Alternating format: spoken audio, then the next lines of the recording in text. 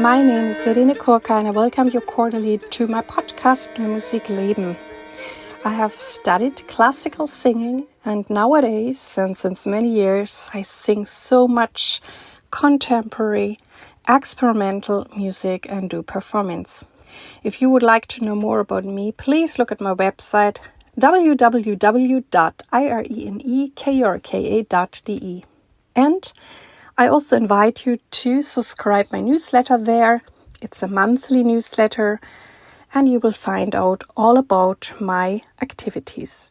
In this podcast, I share with you topics all around contemporary music. I share with you the backgrounds, the insider knowledge, behind the scenes, and I want to bring you the human beings out of this great music world much closer. I'm cooperating with the NMZ Neue Musik Zeitung, which is a real great paper. Look at the website. I'm very, very thankful that you tune in here today and all the other episodes, the English ones, the German ones. And I'm also very thankful that some of you take precious time to write me what the podcast does with them and how it inspires them. Today, I have a great announcement to make because I'm actually cooperating with the amazing festival Rainy Days of the Luxembourg Philharmonie. And my partner is also Catherine Kontz, who is the artistic director for Rainy Days. And I'm a big fan of Catherine's work as a composer, as a musician, and also as an artistic director. And so I'm very happy about this cooperation because I really feel that we have a very similar spirit about new music. And so I'm really excited about this. This is the first interview of 4. So the first interview today is with the artistic director Catherine Kontz. And there will be 3 more coming up with artists who will be or have performed at Rainy Days 2024. So now let's get to the great conversation with the artistic director, Catherine Kontz. Hello, Catherine. Catherine Kontz. I cordially welcome you into my podcast, Neue, musik, leben. Hello. Hi, Irene. And it's so excited to talk to you again. We already did an episode together where people can also find a lot about you, especially about your musical work, and because you're a very good composer. But today we're going to talk about something else because since 22 you are the artistic director of Rainy Days in Luxembourg with the Philharmonic there. And I think there's a lot we can talk about, and I'm really excited about it. I'm also excited that and very honored that I'm actually collaborating with you and Rainy Days. So this is the first interview of 4 interviews. And in the other interviews, I will interview artists who are performing at Rainy Days. But now I want to talk to the artistic director who came up with everything.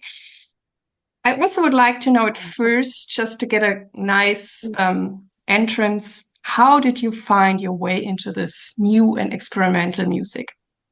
Yes, well, I'm a pianist originally, and I was, I didn't set out to become a composer or a pianist, really. It was my hobby. But then somehow life led me to first study something I didn't like, which was economics. And I did that for a while. And then I rerouted. And then wonderfully, I landed at Goldsmith, and I had John Tilbury as my piano professor there. And so through these piano lessons, really, I discovered this whole realm of contemporary music and contemporary writing for the piano, the inside piano, and all of this was unfamiliar to me before. And and also the composing I discovered at Goldsmith, really, because it was such a creative environment. And then I never looked back, because it was like opening the door to some sort of treasure that I didn't know it was there. And so since then, really, this is a long time ago already, don't know, 20 years, 25 years. So since then, I'm a little bit on a mission to make other people discover the same thing, because it seems such a shame that a lot of this music, this experimental music and new music, is so unknown really to the general public. So one by one, I try to convince people that it is just a wonderful medium to create, to explore themes that concern us now. And for audiences who don't know anything about music, it is also very relevant to listen to these things. It's like going to an art gallery, or it's like going to a new film and not an old film, and not a museum, but a new artist creating. And it's the same in new music. You have all these composers who are alive and who deal with the topics that we deal with now. And I think it's just much more interesting than listening to things that composers had to say 200 years ago. But that's just me. But I'm working on it. Yeah, I totally feel you, because I mean, obviously, this is why I'm also in this field and singing contemporary music. I find it so exciting, and also there's so much variety, and I can explore so many things and experience so many things. And this is also the reason why I started this podcast, because I also want to bring it to other people who are maybe not so familiar with this music. But now you even got the chance to do something with it, because you're the artistic director of Rainy Days. So how did you become this curator and director, and how does it feel now? Yeah, so somehow they found me. Yeah, I was hiding in London, but I am from Luxembourg originally. And so it's the contemporary, the new music festival of the Philharmonie Luxembourg. And with the way that they create the program for the year, the new music kind of concentrates in the rainy days, really. It's a huge push to make it a proper festival and make it something exciting for everyone, and not just for the specialists, because if we only do it for the specialists in Luxembourg, it's not just a handful, it's not so many. And they are also, of course, very welcome, and they should be a part of it. But it should also be for other, families, the general public who want to experience something new. And so, it's lovely that I get to do this for a few years now.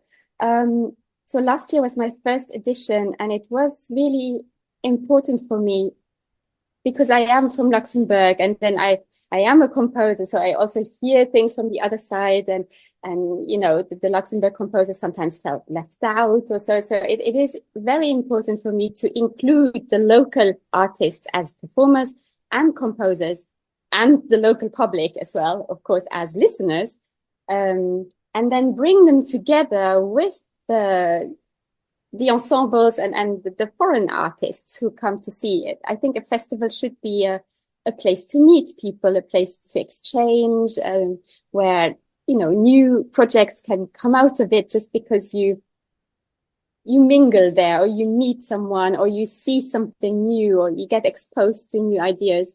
And it was lovely to see last year, because I didn't know how it would be, but it was really lovely because we have this packed program with, last year was 4 days. This year it's like 5 or 4 and an evening. And people get a day pass, and so they can see anything they like on that day. It gives them access to all that program. And so even if they don't know a name on the program, because there are a lot of names here that the people who are not specialists don't know at all. It's also, what should I come and see? They ask me, and then I give a few pointers. But they can really come and see anything, because it's they are short concerts, and so they will not be in there for very long, even if they don't like it. But maybe there is something really wonderful they discover. And I think it's just a matter of coming with open ears and listening to a few things that you don't know. And so I observed that this was working really well. And there were people going with their plan and, oh, what's next? What's next? We've just seen this and now that and now that. And then they didn't have time for lunch. It was really lovely.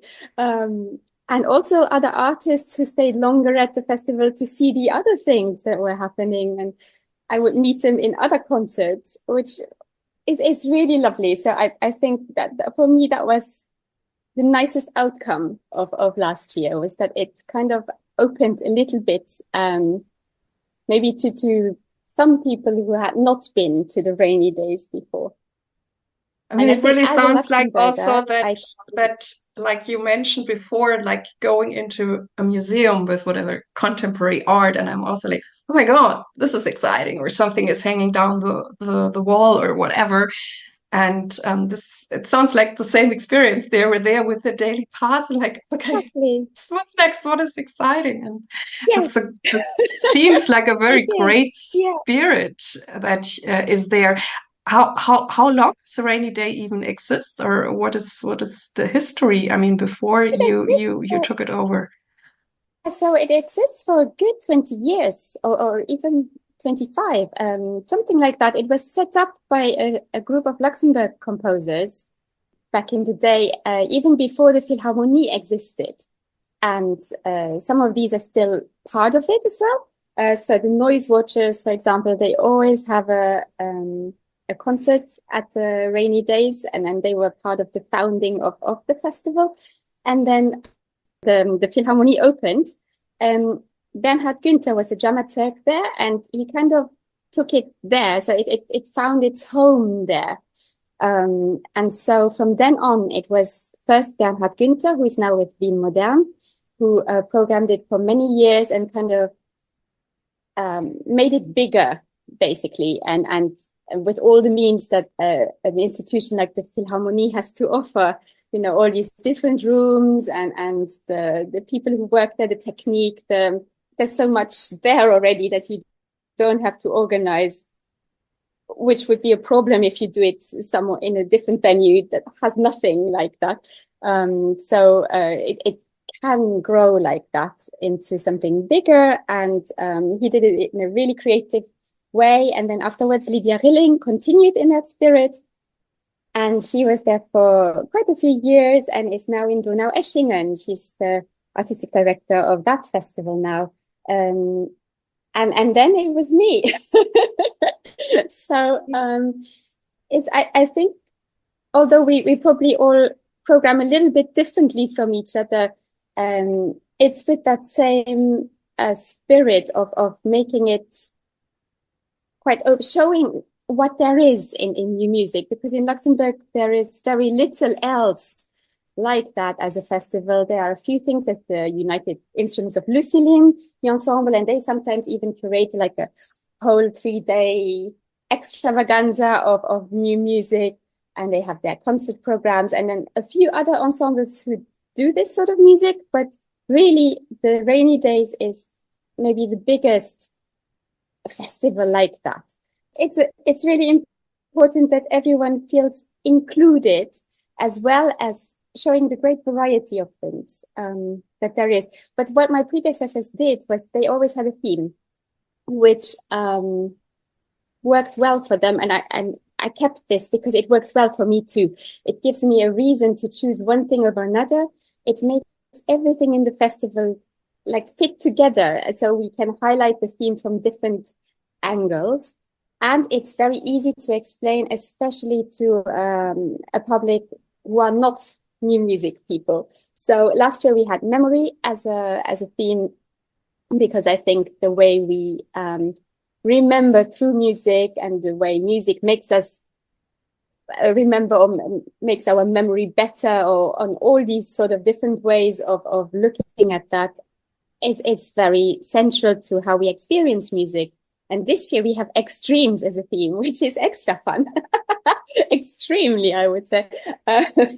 And so there are all the obvious ones, you know, extremely long, short, loud, soft, fast. I don't know, like all these sort of things, but also, you know, things that are like extremely many, Like we have 6 pianos or 17 guitarists, 20 bagpipers. So the mass kind of effect is also fun. Then yeah, I mean we also have opposites, for example, with putting one concert together with some new complexity pieces, which are extremely complex in their notation and their writing, their performance, virtuosic, all that. And then the Wandelweiser, who are like at the other end of the spectrum with thinking about each sound as something very special and very thought through, but less flashy, let's say. Or like it's just, for me, it's kind of two opposites, really. And it's quite fun to combine them. And all sorts of things like that. So yeah, it's quite a fun one. I think actually the extreme, it makes it even more accessible for me. So have you been curating before? Is this your first experience? I mean, sometimes we often, whatever, curate already or concerts, maybe not on a big scale. And is it easy for you to find those themes that you just mentioned? Yes, I have been curating for quite a while, mainly through I have a record label with my husband, Henry, Dinner with Daisy, and through playing with bands over the years and being in the London scene and the art scene, it felt very natural to start our own kind of, we call it a club night, but really it was a multi-art event where there were always a few music events, there was some installations, there were artists exhibiting or poetry or all sorts of different art forms coming together. And so that was one way of curating. Otherwise, it's quite natural for me to think of it like composing, really, because it's the experience of the whole I take into consideration. If someone came to the festival and would see everything, what would be the experience? Of course, most people choose little bits here and there, they see this and that, and that's sort of how it's meant to be in one way. But you can also see everything if you want. And then that's how I think of the festival. So how does it work from the first moment to the last and your journey through it? And so it's a sort of kaleidoscope of pieces that I don't need to compose, bits and pieces, like making a collage almost of over a timeline of experiences. And that's sort of how I look at it. And then I do sometimes have pieces in it as well. That was because I was a lot of part of the festival before I curated it. So it was one of the first things that came up. So if I curate it, can I never have a piece there anymore? But that's not the case. And I do include usually at least one a year of my own. They are usually things though that have been done before or that at least are not paid by the festival. So I don't get paid twice because I can hear the little voices already saying that, oh, look, she only programs herself. But that's not quite the case. But this year we have, for example, we have my 12-hour piece, which is a collaboration with Rosie Middleton and a little bit a mad venture, but really fun. And so this is the premiere of that. We've done 6 hours before as a tryout, and now we're going to do the 12 hours at the festival. The audience can come and go as they please. We don't hold anyone hostage. I'm also so excited about this piece, and I know that I will hear it this year. And Rosie is actually one of the people I'm also going to interview.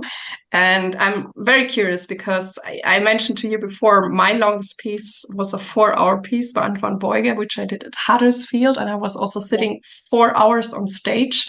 I did not leave. And but it's 4 hours. That's shorter than 6 or 12 or whatever. Well, in this case, he wanted to have a duration, which meant that you're not quite sure if you're going to make it to the end, And as musicians are quite used to practice long hours and even perform long hours, anything shorter than that somehow felt like it was maybe not long enough. It is a very humane piece, though, and Rosie will tell you much more about this in her interview, in that she can leave if she wants. I mean, it's so I have created 12 hours of music, which are kind of tracks which are still manipulated live in the room by a sound engineer. This time it can't be me because I have so many other things to do at the festival, so I can't be there 12 hours in a row. But yeah, we have Emma Lambert for it this time. And there's also lighting.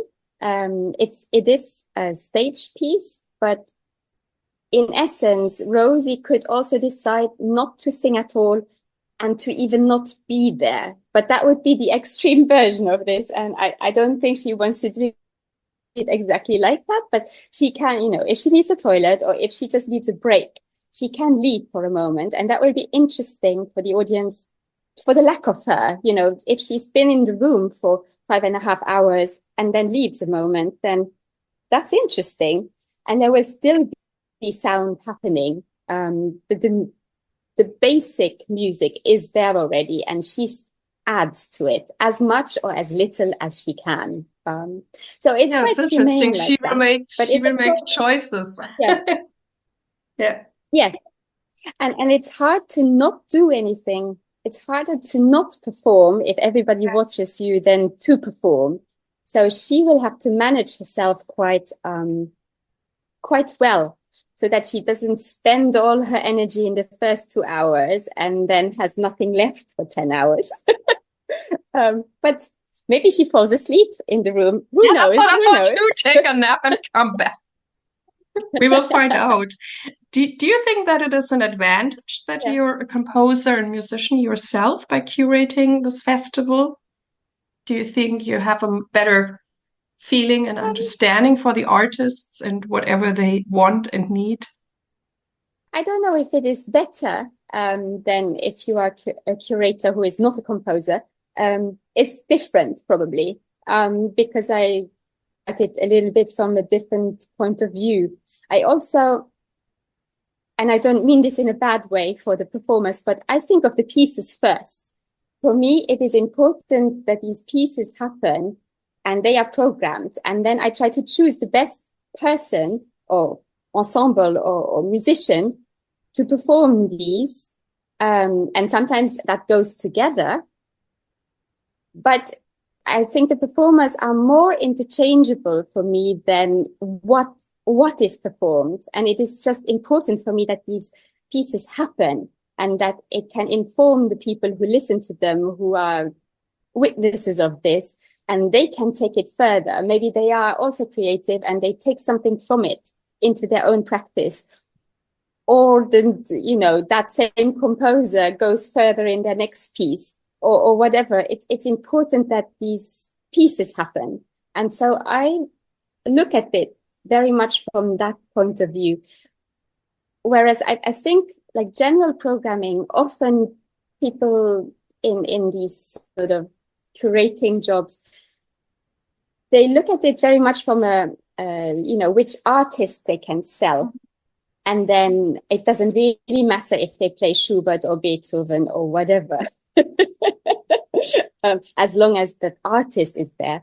I have that less, but maybe that is a new music thing as well, that it's because it is so often the creation of something new or something unknown and something we don't know yet what it will be, even, especially with the premieres that are happening. You have an idea and you know what the composer has been thinking and what the brief was, and it should have to do with the theme and all that. But exactly what it is, that's the exciting thing to find out on the day almost. So, it's very much from that angle. And so that's probably different from other curators who are not composers. That is very interesting. It's thank you for taking us in, and also this thing you just mentioned, but that's like part of our new music experience. you commission pieces and you don't know what's gonna come, and that's the experience we as interpreters also have all the time. I mean, I work with people, and sometimes when I've worked with them before, I kind of know what could be coming, but oftentimes it's always this surprise thing, and sometimes you're happy about the present, and sometimes you're like, okay, let's handle it somehow. Yeah. What do you think is also like special about the setup in Luxembourg, and where is your audience coming from? Is it just Luxembourg people, or do people also travel from far away and just spend all the days there? They have started to travel, which is really nice. Yeah, I'm aware of people traveling and coming from maybe not so far away, but Germany, France, Belgium for sure, and also some British who are traveling just for the festival to be there. Otherwise, it is very much the Luxembourgers that it is also meant for. They should for once come and see this. Awesome, awesome. Yeah. But last year I had a little bit, one day that was more family day. This year is a little bit less. It's not a festival for children, but it's also for children, not for the tiny ones. I don't really have anything for them. The Philharmonie do such a great and extensive program for young audiences of all ages that, the Rainy Days does not have to also specialize on this, really. But it is nice to be able to come as a family and to have things to choose from. And we also include these workshops. There's a workshop for 10 to 14-year-old composers. They already start the weekend before, and then they can show their pieces the weekend after at the festival in a proper concert with professionals playing their piece. So that's something where the children participate actively. Similar, there's a workshop this year with rubbish music where they can come and it's also for adults, but it's also for young people. They can come in and create music together with recycled materials and learn to kind of read a very simple graphic score that goes by on a screen in front of them, which just shows them how loud to play or how much to play or how little, and to learn to listen. Things like that. We also have the Lucéline Academy is a part of the festival too. That's the Ensemble Lucéline, who have 8 young composers, like emerging composers, usually in their 20s, but they could be a little bit younger or older, who are more starting out, and they get like a week with the ensemble. They write a new piece for it. They have 2 composers who look after them for that week, and then they also get a piece performed at the festival. So these are all things that reach a little bit further into the younger generations. But yes, otherwise it's I think that the fact that the concerts are quite short as well. There's nothing really over an hour, except my piece, of course, 12 hours. But you can come and go as you please. We also have the Philip Guston 4 hours, for example. You can also come and go as you please. But usually the formats are, there are lots of concerts that are 40 minutes, 35 minutes even. It's also one with a film, which is then also different again. So there are things where you can go as a family, maybe with, a 10-year-old and 14-year-old, and they will be perfect for them. But otherwise, I would like to get the theater and art-going audiences in Luxembourg should really all be interested. Also people who like literature, any other art form really. And then I also have these are sometimes friends of mine. They are curious to see what I do. So they come to see things, and they don't see anything else like that all year round. But it's lovely to see these too. And there's also opportunity to have coffee there or to eat a meal or you might run into other people. It should be a social occasion. And there's plenty of happenings and installations as well. So even if you don't go to a concert, you might still see some things or hear some things. And the venue, so we are like, we collaborate with 2 different venues this year. The Grand Théâtre, we do something in one of their smaller theaters because we have a Japanese no theater, which fits very well there. And then we also collaborate with the Rotonde. It's the roundhouse. So a round space where the trains used to turn around. And we need this round space for the Erwan Kerouac's Sonneur, Vin Sonneur.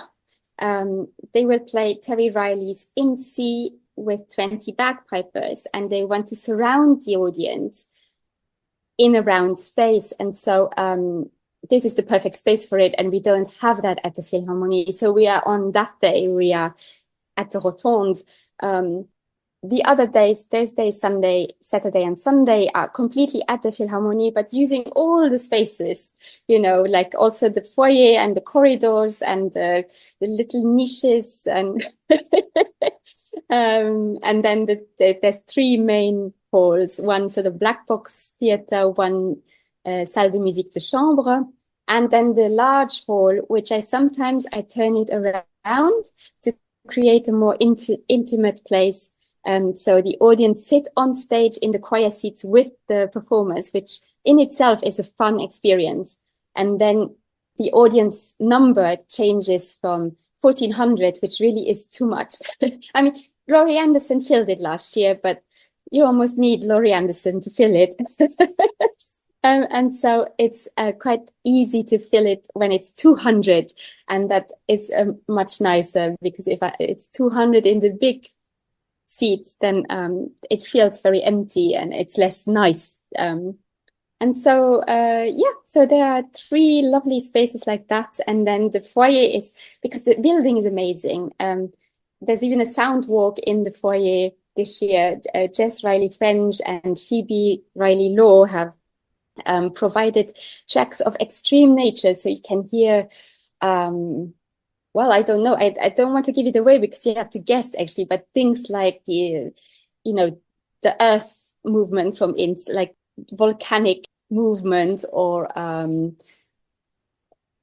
ant eating something or like things of nature that you never really get to listen to. And then you can have a guess what it is that you're listening to and things like that. So that's my sort of nature walk, being inside. That's all interesting and very like it's a whole, how do you say, a whole experience on many different levels. And I also think that the Philharmonie has great spaces, and it's great that you play there. It's also cool that you work with other nice halls. But I also find the city of Luxembourg very interesting. I think you also have done a piece in the past where you were outside, because Luxembourg is like a city on many different layers. You can walk around and up and down, and you're on this hill or you're way down there, and there's this water. And and that was for a different Rainy Days. That was Lydia Rilling had commissioned that piece. It was Brevadrena Drop, which means above, below, on top. Basically, and they were like 7 micro concerts. So it was a promenade piece where the audience went from place to place, about a kilometer or something. It was not very far to walk, but every 50 meters, there would be another group of musicians who would play something, and then it would continue. And it was, and then the last one, everybody played in the fortress, and people were all around. It was really wonderful. And this was with 130 young musicians and their teachers. So it was with the UGDA, with the music schools, that we did this. It was a really wonderful project, a bit mad, and also a little bit weather dependent. A little too much for my taste. But it all went well in the end. But they had predicted this snowstorm the day before. Really? So and it did come, but just after it started snowing. I mean, it's so great that you do these things, like you all mentioned, that you really also reach out to the young audience, that they are aware and excited about this music we're doing. And I know, as we mentioned already at the beginning of the interview, it's so important to for both of us to bring our great new music world experience to a new audience, to other people as well. So, I mean, even though you already mentioned so much, what else do you do with Rainy Days, and what else can we do that people know more about? This music is really great and amazing, and please come. Yes, it's this getting them over the threshold, which it can be a problem anyway for institutions like Philharmonie, because they are somehow in a category of, highbrow, classical. Ooh, do I need to understand anything? Maybe it's not the place for me. And so they have their audience, which sometimes is called the Sea of Grey, which is also not so great. So they are of a certain age, and these are people who appreciate classical music, and that's all lovely. But absolutely, they have to reach out to younger people too. And to do this of all these different generations, you have to program quite diverse things to get diverse audiences. That's just how it is. It's also, if you only put white old men on stage, then or dead ones, let's say, then there's that sort of people in the audience too. So it's really nice to diversify as much as possible and to open it like that too. So I try, at least. So there are young composers, there are old composers, they are from all sorts of different backgrounds. And I hope that this helps a little bit too. Yeah, it's always that there are a lot of prejudices somehow to overcome, which I'm not quite sure why they are there exactly, because it's not something that you find in arts in the same way. Because really the Rainy Days is like the gallery of the arts, if you would think that the rest of the year is like the museum of the arts. And people are very happy to go and see Impressionism and things, like lovely things. And so they are happy to go and see the rest of the year. And then for the Rainy Days, it's like, oh, it's gallery. Oh, it's new things, but they are actually much more relevant. And perhaps it's to do with a few things, but this is just my sort of theories, that in this, especially 60s, 70s, I mean, there were people like John Cage who tried to open it to audiences. He was forever on TV explaining that noise is music and sound and any sound. And then they would always laugh a bit at him. But he really tried, and he made such a difference still. For the general public also, and for musicians in general. But there was also this quite close group of superstar composers who seemed to rule the field, all these Stockhausen, Boulez, all of these, this patriarchy, who was just, they were happy to be a closed club, I think. I don't think they really meant for people to really listen to their music outside the specialists and the composers. And so, that's where we come from. And then the fact that music is not sellable by an age, if we had gallerists or like people who would want to make money of composers, and there are publishers, but they are all hanging on for dear life, and they don't make that much at all if it's a second performance, and not even if it's a first performance. It's really the composer who gets paid for the first performance.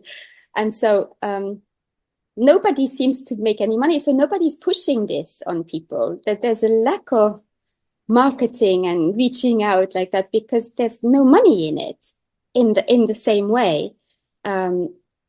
It's a little bit like saying, oh, yeah, people only want to see old movies. We're not going to produce any new ones. That's just like, we're going to do a little weekend of new music, of new movies a year. And then for the rest, we just watch the old movies because they are great. And they are great, but do people not want to see new things? So there it's different because there is some, a push for kind of making money with it in a different way. And people are happy to go along with it. They go to see movies by directors they don't know yet, and maybe they like it, and then they already look forward to the next one that these people will produce. And the same thing can happen in music. They can see a piece this year and they might really like it, and then they know that name, and then in 2 years when that person has composed a new one, they will already look forward to it. So it's a little bit, I say it's not kind of an educational festival for young audiences, really, but maybe it is one for old audiences. That they should just come in and be exposed to it, and then they get into it, because they will find that it speaks to them much more than, things that were relevant before. Someone actually asked me the other day if I was thinking that my music would be performed a lot in 200 years. I thought that was such a strange thing to say. I had never thought about that. And frankly, I think it doesn't matter at all. I don't write it for people who are there in 200 years. None of us will be there in 200 years. And tant mieux if someone finds something in my music relevant, if it survives that long to still perform it in 200 years. That's lovely. Then I'll be like Beethoven. Yay. But it's not why I'm writing it at all. I write it because I have things to say now, and I want to share it with the audience. There are things that I want to explore in music, and I want people to hear it now. And in 200 years, it's not, does anyone care? It's a real interesting question, because I think also Beethoven or Mozart, they never thought about that we still listen to their music. No. Maybe they're just sitting in heaven and laughing about us, and like, yeah, maybe they are hovering around. They play the symphony again. They play the symphony again. Yeah, wow. But it's likely they don't know.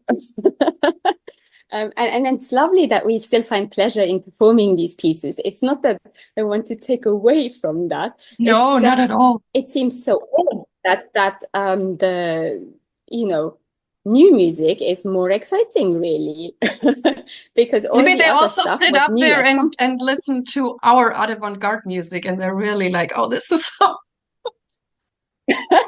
Most probably, yeah. If they would be living now, they would not be writing what they wrote back then. No, certainly not. They wouldn't be interested in that. I don't think so. It would be very interesting to hear what they have to write. It would be great to have them at the festival. Yeah. Sure. Living and breathing. Yeah.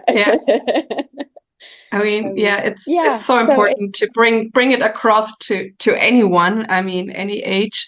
And you already mentioned quite a few performances that we're gonna experience this year. Is there anything you want to add or highlight that we kind of know what's going on? I'm sure everything is great, but this is your chance to highlight even more of the program. To highlight a few things. Okay, then I'll pick it. It's always tricky to pick things out because everything is very special for me. And I'm sometimes the most pleased about the little things that I still, sneak in. But the Saturday, we have this whole day with 6 pianos, really. And because we have the 6 pianos there, I've programmed a concert with 2 pianos, and then one with 4 pianos, and then one with 6 pianos, and then one with 6 pianos and 12 pianists. So you can come and go the whole day and see different sort of multiple piano concerts. They're usually quite short, but it's always like a burst of energy. We have Piano Circus for one of them, and otherwise it's a whole group of 12 Luxembourg-based pianists who will perform. All sorts of things, also some new music. For example, a piece by Tatiana Celianco, which is a commission. And Albena Petrovici, I had this call out to see if there were Luxembourg composers who by chance had a piece lying around for multiple pianos, because this is the time we can play it. And then she said, yes, me, I have a piece for 12 pianists, 6 pianos, and it's never been performed because it was written already. And then back then, the piano shop where it was supposed to be performed found out that they had to pay the pianists, and then it was never done. But she has it in her drawers. And so now finally it will come out. At the same time, we have the vexations going on. You know, Satie's vexations, they are still kind of extreme in their own lovely way because it's 840 times and we don't know if Satie made fun of us or not, but we'll do it anyway. And people can participate in this as well. You have to be pianist of a little bit of standard to go through these double sharps and double flats, which it's not the easiest to sight read. But it's a fun one to participate in. That's a fundraiser for Fondation Aimée, for example, which is the outreach foundation of the Philharmonie. We will also have Sarah Nichols' upside down piano. So it's a piano that sits on a kind of structure where the keyboard is still as you imagine it for a normal piano, but the whole back of this grand piano is vertical. And so it's very easy access to all the strings, to all the new techniques. And she will be there to show what she can do with it and do demonstrations and things like that. So there's like, Saturday is like a piano day like that. Sunday we have really fun. We have the ONSEM at the ONCEIM, ONSEM, I think they say, a French orchestra of experimental music. They play all the stuff that other orchestras don't want to play or are not interested in. But so they have 2 very exciting new pieces that they performed, which we have co-commissioned, and I saw them premiered at Gaudeamus, so I can tell you already that they are very exciting. There's Christian Marclay's piece. He's a visual artist also, and then he also works in sound and music. You might know him from The Clock or The Doors, if you're an artist. But here is his first orchestra piece, really.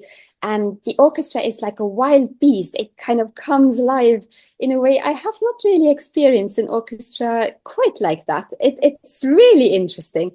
And the other one is Genevieve Murphy, who also brings the orchestra to life, and then she adds her bagpipes at the end as well, which kind of goes to the next level of sound immersion. But it's a really fun concert for people who are not so interested in the normal orchestra, but this orchestra is different. So do come to that, for example. And then that will be followed by Ryoji Aikida, who is known amongst the cool people. And it's an amazing kind of graphics show with his sort of sound, and it's a full-on excitement, really. It's an overwhelm of graphic and sound input, really, but it's also the conclusion of the festival. So after that, you need no more. And then the Thursday, I just want to say as well, we always have the Philharmonic Orchestra of the Philharmonie are doing one concert for the Rainy Days, which is really exciting because it would be kind of unaffordable if they wouldn't want to do one like that as part of the festival. And we have 2 very exciting concertos in one way this year. One by Tonya Ko, who is a composer herself and a performer of bubble wrap is her instrument. So she has a practice of this, bubble wrap. She very rarely pops them. It's a special event, but she gets amazing sounds out of this, papier bulle. How do you call that in German? Bubbled with the little, the plastic with the balls. Okay. I have no clue, but I think I will listen to it. Sounds exciting. Yes, Sounds all it's the stuff exciting. that things are wrapped in, that if you send it, I don't have anything lying around here, but if you send something through the post, you will have it wrapped in it. Okay. And this The ones you can kind of with squeeze, you mean? Yeah, The exactly. I actually don't know what it's called. Yeah, it's the packing stuff. Yeah, I know. And you squeeze them and then they're broken, but you cannot squeeze them again because then you have to go to the next one. Then the air has come out. But she gets all sorts of amazing sounds out of them. So she has written this whole concerto for orchestra, large orchestra this time, and her instrument. So that's one piece. And the other piece is Catherine Williams, a flautist, who had a call out, and it's still ongoing. You can send her pieces if you feel like it. She has this collection now of 200 or so pieces that are all one breath. So one inhale, one exhale. And I wanted her to perform at festival. And while we were talking, she said, oh, actually the dream would be to do these pieces as a concerto, you know, like all in a row, but with orchestra. And awesome. Her partner is a composer, Larry Goves. And so he has written an orchestral part for about 45 of these now, which he has selected to be a part of this one breath concerto type thing. So it is like a concerto in 45 breaths or something. And it's just an amazing feat, even physically. You know, these pieces, they range from 1 second to 2.5 minutes is the longest or so. She has the really, really large, long breath and like a good capacity for breathing. And so it's, that will be very exciting. And so that's the premiere of these sort of too many composers all in one concerto piece. So that's a very exciting moment as well. So I would pick these out, but there's plenty. There's Juliette Fraser as well, who you have interviewed previously. Yes, she's amazing too. There's a huge amount. It's all on Rainy Days. So I guess people should just look at the website and then come to Great Luxembourg. Yes. I mean, the festival is great. The city is great. And I really enjoy talking to you. And but I think we now get to our last question. And the last question for today, I would like to know, maybe it's a little personal, how do you balance all this, living in London, being a composer, being a professor, curating Rainy Days? And what are your tricks? Or are you meditating a lot, doing yoga? How do you do this? You have a family as well? Yes, yeah. I do all these things. I don't quite know. There's no magic trick. I work a lot. That's one trick. And you follow the joy, I think. Yes, I do it. I like doing it all. Oftentimes it all falls so that it's one thing after the other, and then it's very manageable. It's just that I never have a break. And then other times it all falls at the same time, which is very intense. And that's also a different kind of crazy.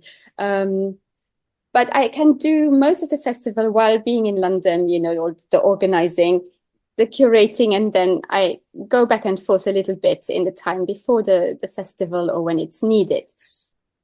But otherwise, I think everyone knows themselves what they can do. I have a partner who's very supportive, which helps enormously, especially with the children. Otherwise I would do much less composing, I think. I feel like it's all from the same world and everything feeds into everything. So the fact that I teach at the Royal College is really refreshing, and it invigorates me as well with, you know, talking to young students, this exchange of ideas, trying to guide them, showing them things, but they also show me things. And so I feel like it keeps me young in some sort of way. And then the composing, of course, I always have so many ideas of things I want to do, and that's always planned quite a long time ahead. So I think I have projects now for the next year and a half. I should really not take anything more on, but I always say that, you know, and then there's a little piece still that squeezes in because it's just too nice to not write it. But yes, so that's kind of long-term planning as well. And so I know quite well how much I can do.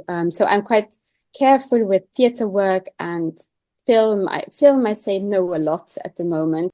I have done 3 films recently. The Draw for Change series. They were really political films that were really important, I found. And so I took the time to do them, basically.